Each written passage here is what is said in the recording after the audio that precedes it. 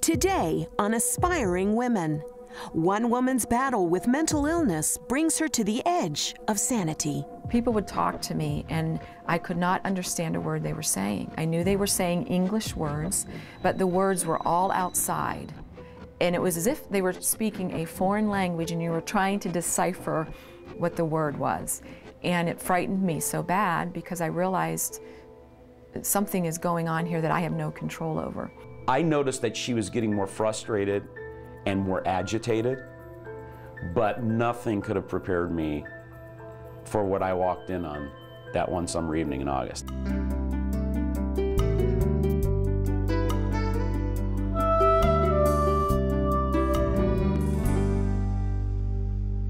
Welcome to Aspiring Women. We are so glad you joined us today. We are talking about a serious topic, depression and mental illness, and which I have experienced in my immediate family. There are those that I love who have struggled with mental illness, and it's a very serious thing. And we've had many conversations. Is it environment? Is it chemical? Is it within the brain? Is it life experiences? Is it a combination of all of those things? Well, one amazing thing that has just been discovered is that actually your facial expression affects your mood and not vice versa. They've proven this by using Botox, the chemical that they put in that flattens out your forehead, that 9 out of 10 patients that receive Botox, their mood improved. Wow. So that goes to show you what you wear on your face is important. Yeah. Well, psychologically, it's been proven that there are 3 things that do affect our moods, and it's focus, language, and physiology. So if you're humped over and you're frowning, your emotions actually follow your physiology. So you can literally change your mood by straightening up. I'm smiling. Right. So So you just say you're depressed looking like that, Michelle, isn't it? Well, it is really fascinating that 1 in 4 adults suffer from mental illness. Wow. Well, with statistics like that, there's a good chance someone you know is suffering from depression or mental illness. Chrystal Hansen and her husband Ken know firsthand what a grueling road that is to travel. Here's their story.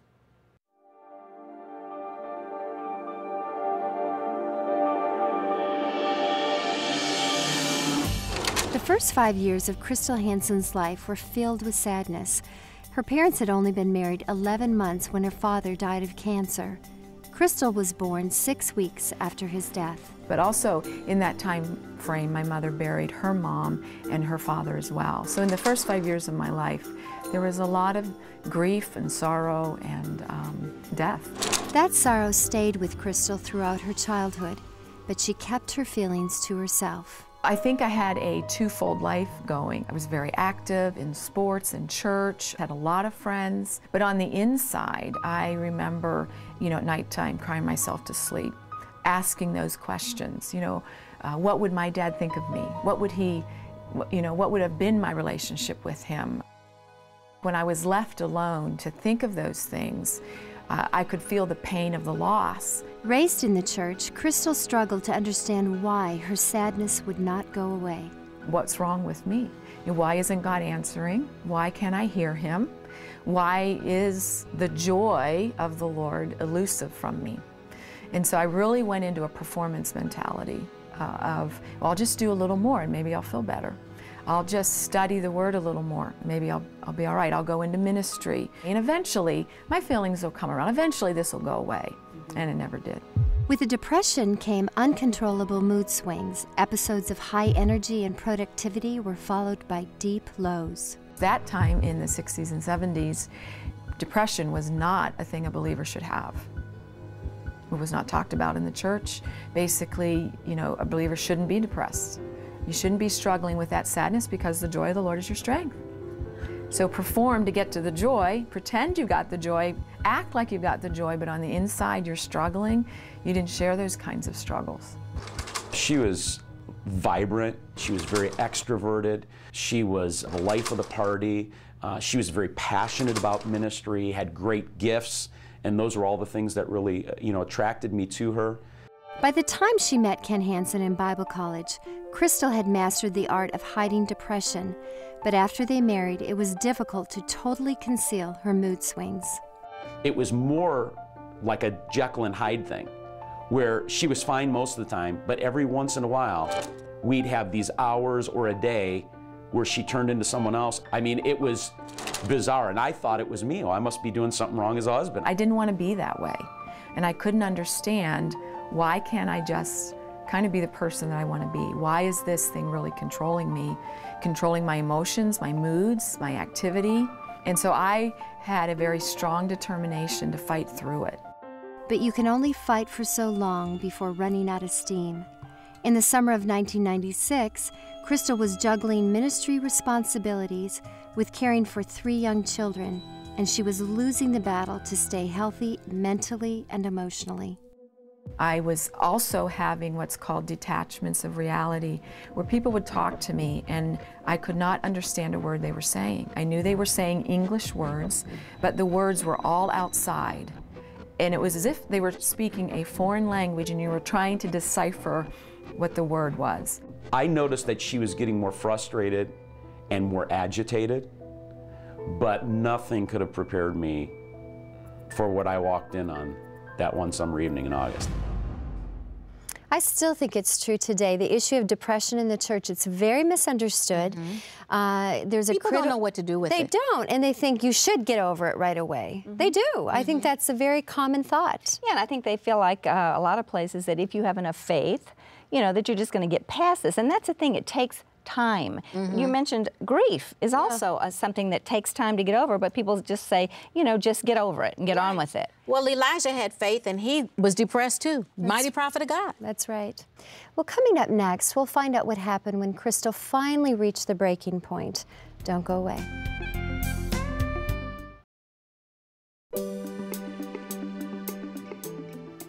Welcome back. Chrystal Hansen had been battling depression and mood swings for most of her life.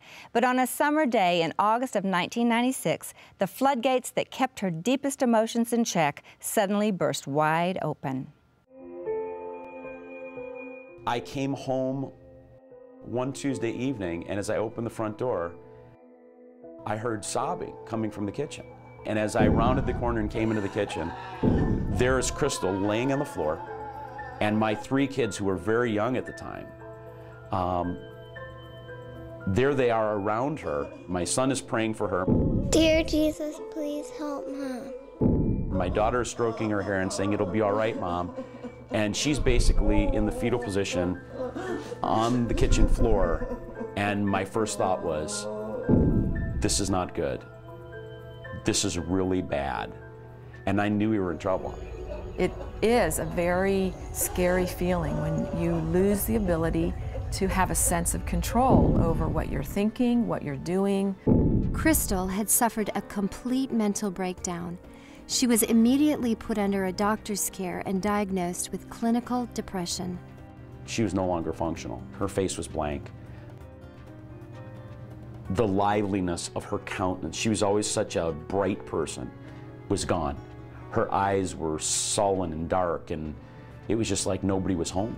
And as I was kind of in that state, what flashed kind of in my mind's eye was a ghost town. An old ghost town with the tumbleweeds and the old rickety shutters, and you know, just there's no life in the ghost town. And I looked at that and I thought, that's my life. There's no life left in me. It's just a shell. There's no inhabitants. There's nothing growing, you know, so why bother anymore? I would not let her give into those thoughts. And I would just begin to say, you know what? We're not going there. You're going to make it. The doctors are going to help us. God is going to help us. You know, I don't know how. I don't know how it's all going to transpire, but we're going to get through this thing. At home, Chrystal was unable to perform even the basic tasks of living. I would pull out the macaroni box, and I would pull out the pan, and I would look at that and go, now I know I've made this before, but I don't know how to do this now. What do I do first? Do I put the water in? Do I put the noodles in? Do I turn the gas on? And that's what would throw me into the anxiety, because something inside of me said, you have done this task 100 times, but I couldn't access the information to do it one more time. And it got so bad that I did not remember how to dress myself. I would literally get up, and I remember sitting on the edge of the bed looking at myself in the mirror and going, God, I don't know what to do. What do I do now? And there was just no thoughts would come in to say, you know, logical thoughts. It was gone. Ken took on all the responsibilities at home and in caring for their children, but each day he would give Chrystal at least one job to complete. It seems silly to say that giving her one task, make the bed today, would be such a big deal. But for people that may be listening who have relatives that have really been hammered by chronic depression, that really is a big deal. At the end of the day, if she could just say, I did it, I made the bed today, that was a big victory for us. And it was little victories like that that I think that kept us going along the way. For the first time in her life, Chrystal was unable to serve God. I remember saying to the Lord, I can't read your word anymore. I really can't pray the way I'm used to praying, the way I've been taught. I don't really want to worship. I don't want to sing. I can't go to church. And I just uttered, Lord, I hope you can love me when I can't love you. And the Lord spoke so strongly into that moment, and he said to me, what do you do when your children are sick? Well, you know, you put them on the couch, you give them your medicine, you make them nice and warm and comfortable. I don't really want them to talk. I want them to rest, and I want them to be quiet. And basically, he just said, bingo, that's where you are. You are sick, and I'm going to take care of you. Lay there, be quiet. I'm not expecting anything from you. I will bring what you need. And that was when basically my performance issues began to die. And when I began to realize God loves me even when I can't love him. After months of tests and therapy, Chrystal was diagnosed as bipolar, which is caused by a chemical imbalance in the brain that leaves one unable to regulate the highs and lows of their emotions. It can be accompanied by schizophrenia. So I would see things and hear things, and I would struggle with the reality. Did I dream that, or is that real? What if I chose the wrong thing to believe that was real? Would I step over the line, and would I then never come back to reality? I felt like at any moment she could go completely over the edge and I would lose her forever. Well, bipolar, which used to be called manic depressive disorder, affects 5.7 million adults. That is amazing. That's almost 6 million people struggle with this disorder. And the median age for the onset of the disease is between 25 and 30 is what I've read. And so it happens young. And how old was she? She was in her early 40s, I believe. Early 30s. Early 30s. Yeah, but you know, she was actually on 9 different medications to control this. I mean, it is a huge thing. And the doctors told her, short of a miracle, this is the way you're going to live your life. You will be on this medication for the rest of your life. Well, you know, it's also really important, like you mentioned about the whole family thing, to be aware of your family history. Because, hey, the gene pool is deep. We do acquire things from our relatives. Yeah, and it's an encouragement, though, that it can be treated. And just like several other different types of diseases, it can be treated with care of a physician. Right. Well, after the break, we'll find out how Chrystal's collapse affected her family and her church. And we'll hear about a surprise God had in store for everyone involved. Stay tuned.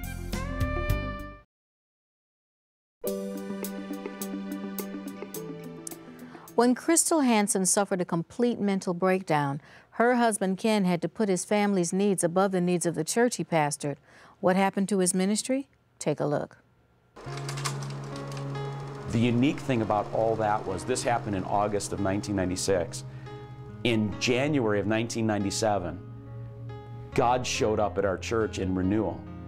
And it was really interesting because at the time that I was least capable of leading the church started to grow in a greater way than it had grown in 4 years. I mean, it was like God took over. The church grew in more than numbers. They grew in unconditional love and acceptance for their pastor and his wife. We had one dear elderly couple in the church that I ran across one day, and as I came down the aisle, they just said a very simple greeting that said, it kind of brings tears to my eyes, but you know, we love you. We want you well, and just hurry back and take your time. And it was those kinds of comments and people that actually aided into the process of wholeness for me. As Chrystal's depression stretched from months to years, Ken had to deal with issues of his own. You better believe that there were a lot of conversations between me and God that were down in the dirt, nitty-gritty, me and God duking it out. Just because I had to tell someone. I mean, I had to get it out to someone. And yeah, I was disillusioned, disappointed, distraught many days when it would get really bad and I didn't feel like I could take it anymore. And say, God, just take me out, man. You know, and days that I thought, you know, I don't know if I'm going to survive. I don't know if I can make it with her. Medication got the chemicals in her brain somewhat balanced, and counseling helped Chrystal understand some of the root causes of her depression. And really what came out was the fact I was very angry at God for taking my dad. I really came face to face with the fact that how could you do this to a 23-year-old woman and an infant that wasn't born? That's not God. That's not fair. The breakthrough helped Chrystal's heart start to heal, but after 3 years, she was still emotionally fragile. The medication was only helping a little bit, but she felt stable enough to attend a church conference. During the worship service, Chrystal felt the Lord telling her He was going to heal her, but her schizophrenia made her skeptical. This was part of my questioning. Is this real or is this not? Is God really doing this, or have I crossed the line into schizophrenic behavior that I'm not coming back? But during the worship, she knew something was different.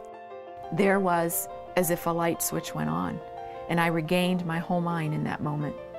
And I then realized I never had a whole mind. I realized I had been lacking all of my life. Chrystal stopped taking her medication and waited for the conference to end before approaching Ken. She led with this question. So how do I seem to be?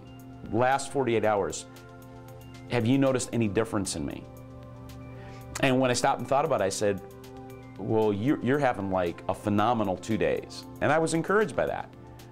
And that's when she told me, she said, God touched me and healed me and told me the whole story about what had happened during that worship service.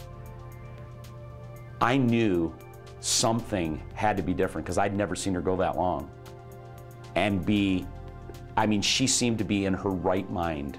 Even to look in her eyes, there wasn't that hollowness in her eyes. The life was literally back in her eyes. Her countenance was back. And ever since that day, I've never had any medicine. I stayed with my doctors for a year after that because I wanted them to verify the experience, and I didn't want to walk away from them because I valued their care that they gave me, and I allowed them to release me when they were like, Chrystal, you're fine. There's nothing else we can do. I know that part of the healing God gave me was a physical healing because it is a physical chemical imbalance in your mind. I know that He dealt with the hurt and pain of my life and touched me there spiritually. And then in my mind, He was able to cause me to have right thinking, which was renewing the mind. And so in trying to work with people that have mental issues or mental problems or those kinds of things, I believe God wants to minister to the whole person and bring transformation to every part of our body, our soul, and our spirit. Now Chrystal has started a ministry to reach out to those suffering from depression and mental illness. Well, I have found that depression is an epidemic in the church, but church and ministers do not show people how to be broken. They show them how to be strong and pretend everything is wonderful. And our churches are filled with broken, hurting people that are confused, condemned, and defeated. There needs to be a compassion and an understanding for people. You know, life's problems aren't solved and fixed in a moment. God could choose to do that, but more often than not, God puts us in a crucible because He's developing character and trustworthiness and faithfulness, and He's teaching us, and He's knocking the rough edges off of us to prepare us for our destiny. To me, that's what the body of Christ is supposed to be. We're not supposed to hide our problems and show our strength. I think we're supposed to show our weakness and we become strong together. You know, I think it's critical that we emphasize how incredibly important it is, if you go off your medication, that you're under the care of a psychiatrist. Because oftentimes people, when they're in a mania, in fact, Chrystal herself said this, when you're in a mania, you think, I feel great, I don't need my medication, and all kinds of terrible things can happen. But the beautiful thing about her story is she was miraculously healed. And if you're struggling with a mental illness, God can heal the mental illness just like He can heal a physical problem. So pray and believe for that. And know that it is physiological and it's not you, because I think a lot of the shame keeps you from seeking treatment. But the scripture that comes to mind is, after having done all, stand still and see the salvation of God. So do what you're supposed to do, and God will do His part. That's right, Michelle. Well, we'll be back with some final thoughts. Stay with us. Visit our website at aspiringwomen.tv to find more resources on today's show.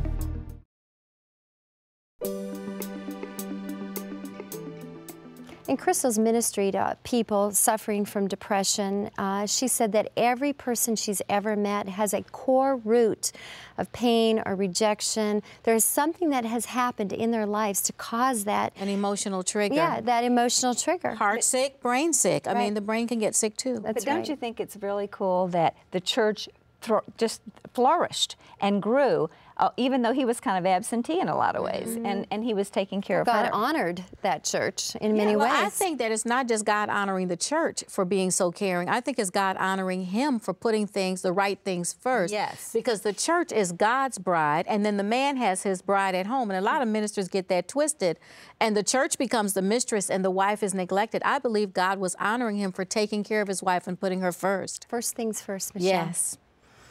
Jesus told us to care for those who are sick and in need, including those struggling with mental illness. Medical treatment is increasingly available, but hurting people need relationships as well as medicine.